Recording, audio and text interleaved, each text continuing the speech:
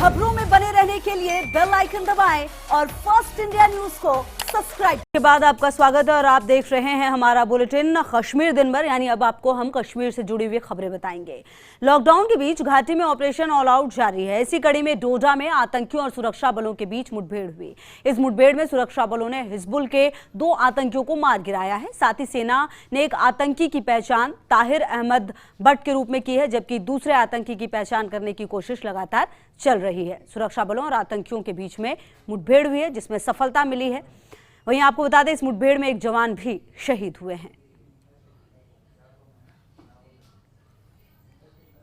सेना का operation all out लगातार चल रहा है। वहीं एलओसी पर पाक अपनी कायराना हरकतों से बाज नहीं आ रहा है और लगातार सीज फायर का उल्लंघन करता हुआ नजर आया है। लेकिन इसी की वजह से पूंछ के देगवर में पाकिस्तान ने सुबह 8:40 पर सीज फायर का उल्लंघन किया और रिहायशी इलाकों को निशाना बनाने की कोशिश की, जिसके बाद भारतीय सेना ने भी पाकिस्तान को मुंहतोड़ जवाब दिया।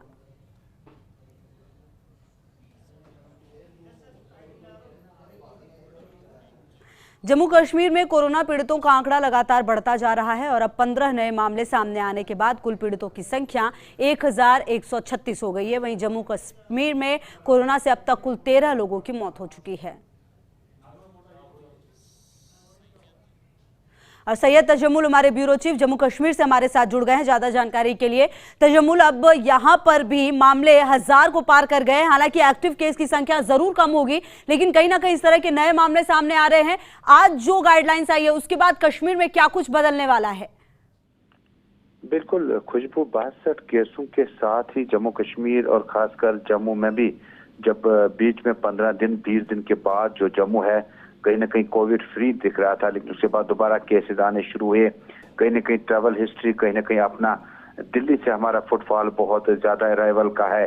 इसी तरह से बाकी स्टूडेंट्स वगैरह जो है वो भी आ रहे हैं। तो कुल मिलाकर कश्मीर से 46 और जम्मू से आज 16 पॉजिटिव केसेस आए, जिनकी कुल तादाद 62 हो गई। कश्मीर घाटी में बेमना, श्रीनगर, कुलगाम में अकेले 24 केस, शोपियान, कुलगाम, पुलवामा, जबकि 14 पुलिस कॉप्स और एक प्रेग्नेंट लेडी जो है उनका टेस्ट भी पॉजिटिव आया।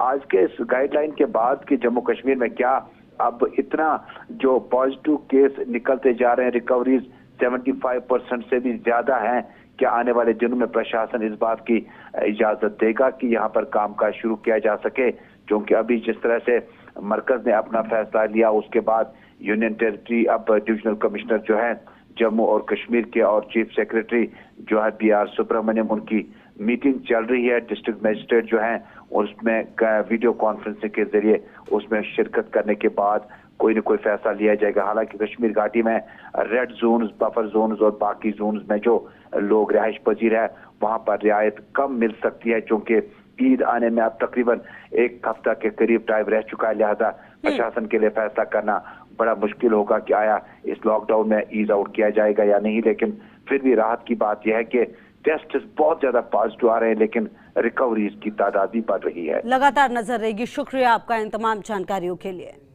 तो लगातार मामले बढ़ रहे हैं, लेकिन रिकवरी रेट भी अच्छी है यहाँ पर, ये राहत की बात।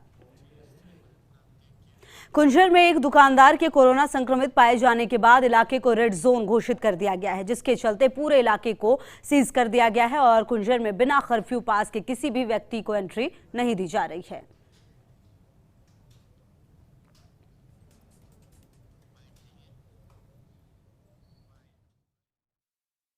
देखिए, मैंने कुंजर टाउन के 36 शॉपकीपर्स के मैंने सैंपलिंग भेजी उनके टेस्ट के लिए।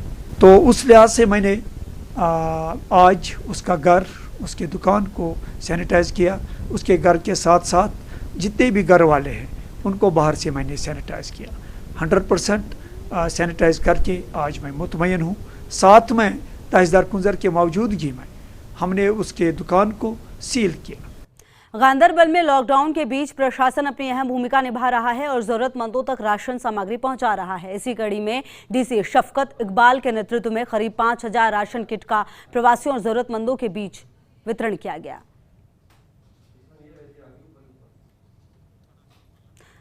तो प्रवासियों और ज़रूरतमंदों के बीच लगातार राशन किट बांटी जा रही है ताकि उनको किसी प्रकार की दिक्कत ना हो, क्योंकि लगातार कई जगहों पे कर्फ्यू है, कई जगहों पर बिल्कुल भी छूट नहीं दी जा रही। ऐसे में कोशिश और कवायद यही है कि हर ज़रूरतमंद तक जो ज़रूरी सामान है वो पहुंचाया जा सके, और इसलिए लगातार डीसी काम करते हुए यहाँ पर अपनी निगरानी में।